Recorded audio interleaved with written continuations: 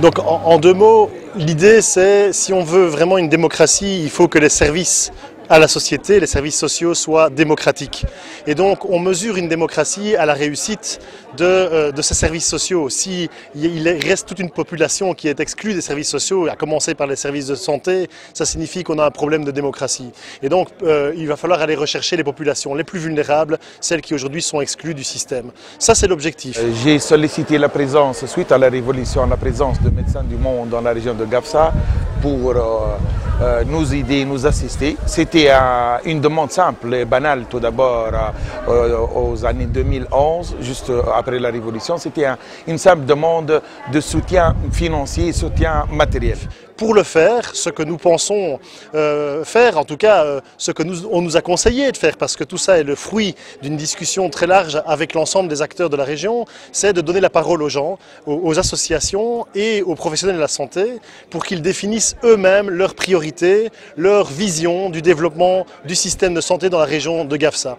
Donc c'est d'abord la population et les professionnels de santé qui vont définir un plan stratégique, leur vision du système de santé. Vous l'avez vu, pour ceux qui ont pu fréquenter l'hôpital de Gafsa et celui de Betlaoui, c'est un lien de solidarité inaliénable.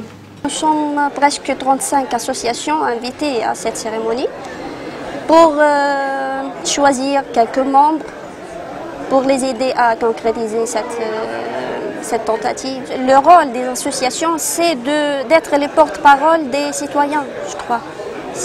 Parce que lorsqu'on parle d'un porte-parole, c'est-à-dire qu'on parle presque de 20 ou 200 ou 2000 citoyens.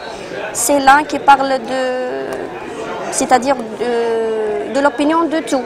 Actuellement, je suis avec Médecins du Monde Belgique dans le projet Gafsa. Donc, Inch'Allah, je serai le médecin référent de ce projet, donc, qui est un projet promoteur dans la région qui a pour objectif de mettre à niveau les maternités et promouvoir la santé mère-enfant dans la région. C'est un choix stratégique parce que là, même sur le plan national, ce domaine de santé a une grande importance. Nous avons un programme national de périnatalité. Donc certes, c'est un programme excellent, mais dans notre région, il manque quelques mises à niveau et quelques aides qu'il faut le fournir. Comme ça, on peut améliorer ce domaine. Tout le monde, à l'absence de gynécologue, tout le monde fait un travail impeccable avec une compétence.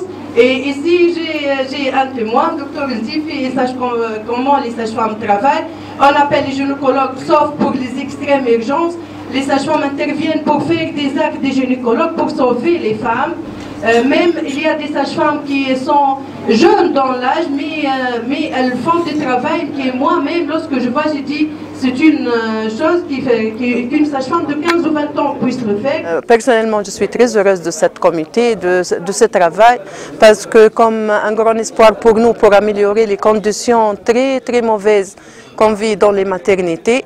Et malgré ça, on travaille bien, on essaie de donner de nos mieux tout le monde pour notre travail, mais quand même, ce projet va donner beaucoup pour les hôpitaux de Gafsa et les périphéries.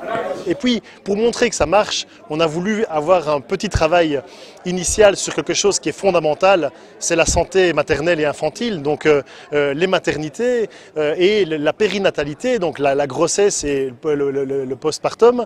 Et donc, veiller à ce que sur ce volet-là, les femmes soient prises en charge par des services de qualité, avec des équipements corrects, avec un personnel motivé, dans la dignité. Et donc, là, on voudrait, avec un budget qui est à disposition des acteurs médicaux, avec un budget de 100 000 dinars, d'1 million de dinars, pardon, donc de 500 000 €, on voudrait les aider à très rapidement mettre en place des choses dont ils ont besoin, qu'ils ont définies eux-mêmes. Donc c'est un budget participatif, puisque ce n'est pas Médecins du Monde qui décide de ce que va faire, c'est les habitants et les professionnels de santé materno-infantile qui vont définir l'affectation.